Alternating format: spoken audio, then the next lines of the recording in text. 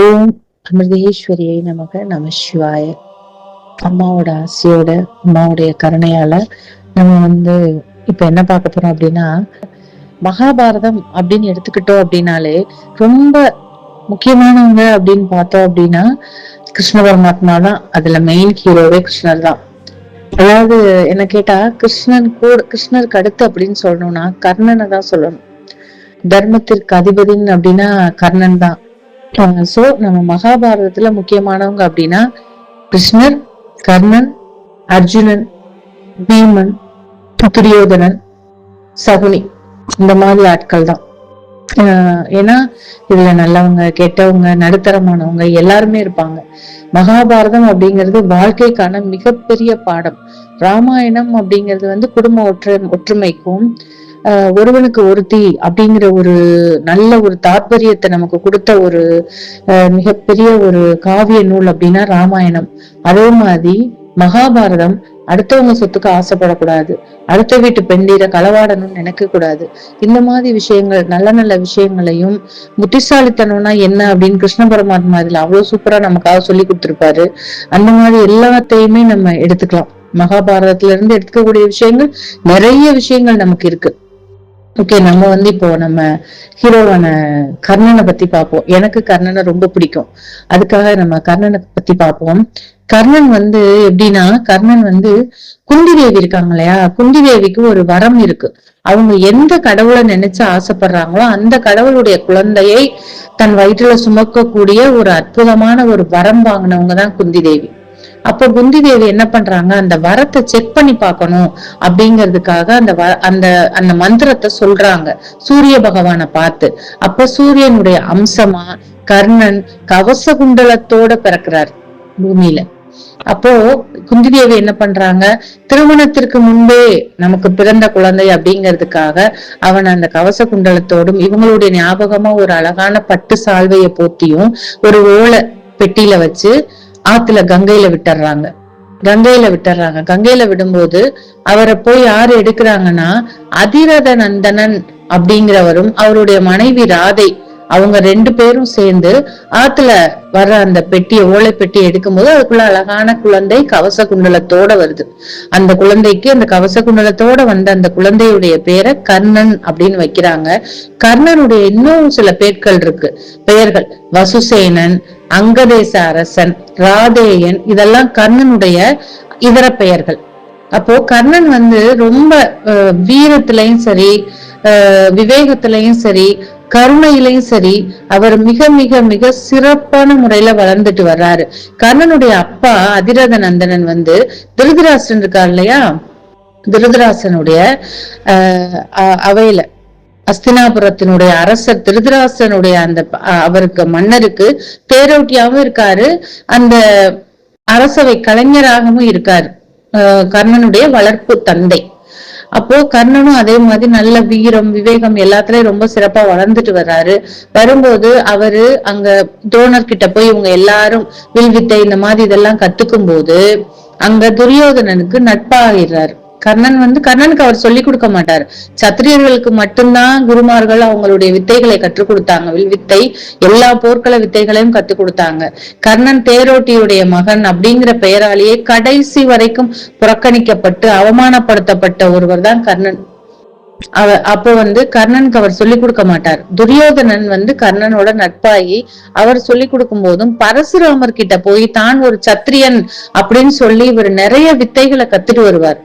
கடைசியில தான் பரசுராமருக்கும் தெரிய வரும் கர்ணன் சத்திரியன் அல்ல, அவன் ஒரு தேரோட்டியின் மகன் தெரியும் போது பரசுராமர் சாபம் கொடுத்துருவாரு. நான் சொன்ன கலைகள் உனக்கு மறந்து போகும், பிரம்மாஸ்திரம் உனக்கு உபயோகப்படாம போகும் அப்படின்லாம் பரசுராமர்கிட்ட சாபமும் வாங்கினவர் தான் கர்ணன்.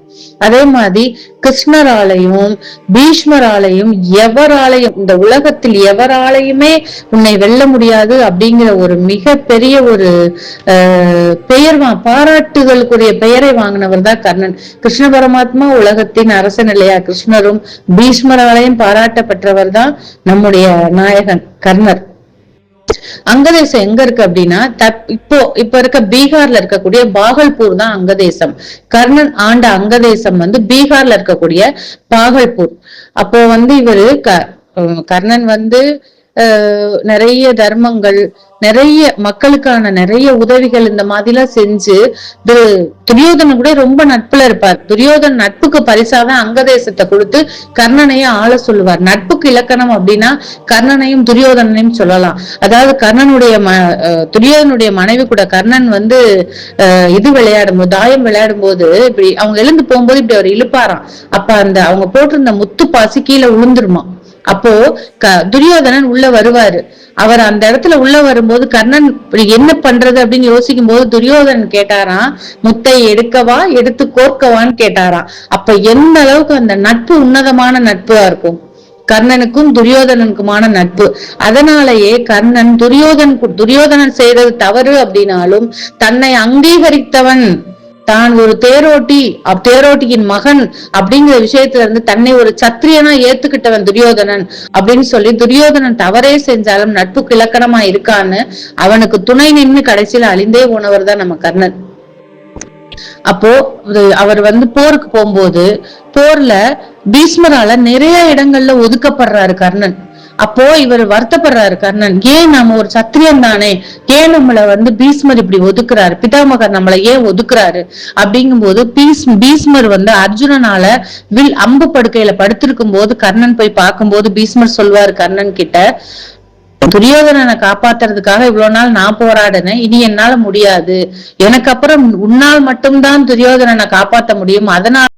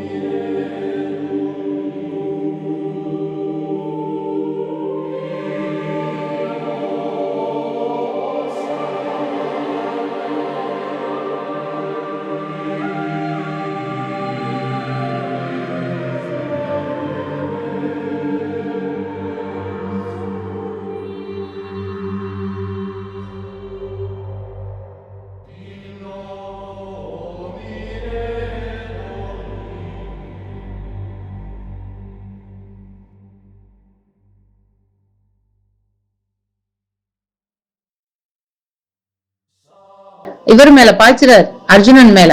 அப்போ அர்ஜுனனுக்கு அந்த நாகாஸ்திரம் அர்ஜுனன் மேல வரும்போது நம்ம கிருஷ்ணர் என்ன பண்றாரு, தேர ஒரு அழுத்தி கீழே இறங்கிடுது தேரு. அந்த அம்பு போய் அவருடைய தலப்பாகைய கிரீடத்தை மட்டும் தட்டிட்டு போயிடுது. இரண்டாவது முறை அவர் அம்பு எய்ய முடியாது. அர்ஜுனன் மேல அம்பு ரெண்டாவது முறை நான் அனுப்ப மாட்டேன் அப்படின்னு சொல்லி குந்தி தேவிக்கு சத்தியம் பண்ணி கொடுத்திருக்காரு.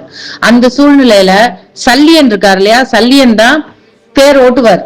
துரியோதனனுக்காக வந்து சல்லியன் தேரோட்டுவார், இன்னொரு தேசத்து அரசர். அவர் தேரோட்டும் போது நான் சொன்னதை நீ கேட்கல அப்படின்னு சொல்லிட்டு சேத்துல இறங்கின தேரை அப்படியே விட்டுட்டு சல்லியன் போயிருவார். அந்த தேரை எடுத்து நிறுத்தணுங்கிறதுக்காக போராடிட்டு இருக்கும் போது கிருஷ்ணருடைய சூழ்ச்சியால அர்ஜுனன் எய்த அம்பு கர்ணனை சாச்சிரும். அப்போ அந்த குந்தி தேவி ஓடி வந்து ஓன அழுவாங்க, ஐயோ என் மகனே என்னை விட்டு போயிட்டியான்னு. இறந்ததுக்கு அப்புறம் அவருடைய கடைசி மரணத்துல வந்துதான் தாய் கத்தி அலறா, நான் நீதான் என்னோட மூத்த மகன் சொல்லிட்டு. அப்ப இவங்க பஞ்சபாண்டவர்கள் 5 பேரும் பக்கத்துல நின்று எங்களுக்கு சொல்லாம போயிட்டீங்களே, எங்க அண்ணனையே நாங்க கொன்னுட்டோமா அப்படின்னு சொல்லி கேட்கும் போது கிருஷ்ணர் கிட்ட அர்ஜுனன் கேட்கிறாரு, நீ பாவி, நீ வந்து என்கிட்ட பொய் சொல்லி ஏமாத்திட்ட, என்னுடைய அண்ணனையே நான் கொல்ற அளவுக்கு நீ என்னை தந்திரம் பண்ணி ஏமாத்திட்டேன்னு சொல்லும் போது கிருஷ்ணர் சொல்றாரு, நான் கொன்றேன் நான் கொன்றேன். அப்ப கூட சொல்றாரு பாருங்க, நான்கிறத கொல்லுங்க முதல்ல, நான் கொன்றேன் அப்படிங்கிற அந்த வார்த்தையே இருக்கக்கூடாது. நான் அப்படிங்கிறது நான் செத்தாதா அப்படின்னு சொல்லுவாங்க இல்லையா, நான் அழிஞ்சிடணும், நான்ற தன்மை இருக்க கூடாது. கிருஷ்ணருடைய ஒரே வாக்கு நான்ற ஆணவம் இருக்கக்கூடாது. அப்பதான் கிருஷ்ணர் அர்ஜுனன்ட்ட சொல்லுவாரு, நான் கொன்றேன்னு சொல்லிட்டு இருக்கையே, நீ எங்க கொன்ன? முதல்ல அவர் கவச குண்டலத்தை இந்திரன் எனக்கு குடு, பிச்சையா குடுன்னு சொல்லி கவச குண்டலத்தை இந்திரன் வாங்கிட்டு போயிருவாரு. பிரம்மாஸ்திரம் உனக்கு பயன்படாதுன்னு பரசுராமர் சாபம் கொடுத்துருவாரு. ஒரு அந்தனர், அதாவது கர்ணனால மகனை இழந்த ஒரு அந்தனர் சரியான நேரத்துல தேர் ஓடாதுன்னு சாபம் கொடுத்துட்டு போயிருவாரு. சல்லியன் தேர நடுவுல அந்த சேத்துல இறக்கி நிப்பாட்டிட்டு போயிருவான். குந்தி வரம் கேக்குறாங்க, நாகாஸ்திரத்தை ஒரு தடவைக்கு மேல என் மகன் மேல் பாய்ச்ச கூடாதுன்னு வர வாங்கிட்டாங்க. 6வது கிருஷ்ணர் அந்த தேர கீழே அழுத்தி அர்ஜுனனை காப்பாத்திட்டார். அப்ப கிருஷ்ணன் சொல்லுவாரு, நான் கொன்றேன்னு சொல்லாத, உனக்கு முன்னாடி 6 பேர் அவனை கொன்னுட்டோம், அதுக்கப்புறம் தானே நீ கொன்ன. இது எப்படி நான் கொன்றேன் நீ இவ்வளவு சந்தோஷமா சொல்ற? இல்ல, நான் கொன்றேன் இல்ல, உனக்கு முன்னாடியே 6 பேர், அந்த கர்மா, அந்த விதி அவனை அழித்து விட்டது. அவனை வெல்வதற்கு ஒரு வீரன் இந்த பூமியில் இல்லை, சூழ்ச்சியால் மட்டுமே கர்ணனை அழிக்க முடியும் அப்படிங்கறத அந்த இடத்துல சொல்றார். சொல்லிட்டு அப்ப அந்த இடத்துல தர்ம தேவதை அழுகுறாங்க. தர்மத்துக்குன்னு ஒரே ஒரு பிள்ளைய நான் வச்சிருந்தேன், அந்த பிள்ளையும் நீ சூழ்ச்சி பண்ணி அழிச்சிட்டே கிருஷ்ணா அப்படின்னு சொல்லி அழுகும் போது கிருஷ்ணர் சொல்றாரு, எல்லாம் உணர்ந்த நீயுமா தர்ம தேவதை, நீயுமா இந்த மாயை, இந்த உலக வாழ்க்கையை பார்த்து நீயுமா அழுகிற? இல்ல, கர்ணன் சரியான இடத்துல போய் அவன் நிம்மதியா சேர்ந்திருக்கான் அப்படின்னு சொல்லிட்டு அவர் ஒரு ஸ்லோகம் சொல்றாரு. பரித்ராணாய சாத்பூணாம் விநாசாய சதுஷ்கிருதாம் தர்ம சம்ஸ்தாபனார்த்தாய சம்பவாமி யுகே யுகே அப்படின்னு சொல்லி அந்த தர்ம தேவதைக்கு ஆறுதல் சொல்லி கர்ணன் சொர்க்கத்துல அவனுடைய தர்மம் அவனை காப்பாற்றி விட்டது. யாராலும் அழிக்க முடியாத பரிசுத்தமான வீரன், அவனுடைய தர்மம் அவனை காத்து அவனை சொர்க்கத்தில் அமர வைத்து விட்டது அப்படின்னு சொல்றாரு. அதாவது கர்ணனுடைய கதை தான் இந்தியாவின் தென்கிழக்கு ஆசியால முதற்கொண்டு இந்திய கலை மரபுல பல வகையான கவிதைகள், நாடகங்கள், படைப்புகள் இது எல்லாமே தோன்றுவதற்கு முதல் காரணம் யாருன்னா கர்ணன் தான். கர்ணன் எல்லாத்துக்கும், நட்புக்கு, கற்புக்கு, தர்மத்திற்கு, ஒழுக்கத்திற்கு, எல்லாவற்றிற்கும் எடுத்துக்காட்டா கிருஷ்ணராலும் பீஷ்மராலும் பாராட்டப்பட்டவர் தான் கர்ணன். அந்த கர்ணனுடைய கதையை அவங்க கூட பகிர்ந்துகிட்டதுல நான் ரொம்ப சந்தோஷப்படுறேன். அம்மாவுடைய கருணை. மகாபாரதத்திலிருந்து முதல்ல கிருஷ்ணரை பத்தி பேசணும், இப்ப நம்ம கர்ணனை பத்தி பேசுறோம். கண்டிப்பா மகாபாரதத்தின் ஒவ்வொரு கதாபாத்திரங்களை பத்தியும் நம்ம எல்லாம் பேசலாம். எல்லாரும் பாருங்க, கேளுங்க. ஓம் அமிர்தேஸ்வரியை நமக. நம சிவாய.